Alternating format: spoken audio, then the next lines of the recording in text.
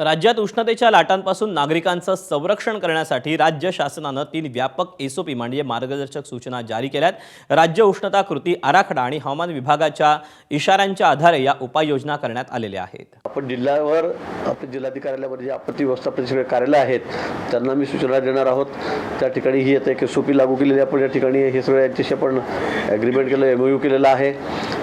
हे सुद्धा आपल्याला बरेच त्या ठिकाणी करणार आहेत आणि म्हणून मला वाटतं की या सगळ्या नैसर्गिक संकटातून वाचण्यासाठी सगळा हा आजचा एमओयू आम्ही या ठिकाणी केलेला आहे। आणि महाराष्ट्रामध्ये तर खरं देशामध्ये पहिले जे 10 राज्य आहेत त्यामध्ये सर्वात जास्त तापणारा जिल्हा आहे, तापणारा आमचा राज्य आहे। उष्माचा घाताचा प्रभाव खूप मोठा आहे आणि म्हणून अशा ठिकाणी आपल्याला काही ना काही त्या ठिकाणी एक सूचना द्याव्या लागतील जिल्हाधिकाऱ्यांना। लोकांच्यापर्यंत त्या सूचना गेल्या पाहिजेत, त्याचं अनुकरण झालं पाहिजे।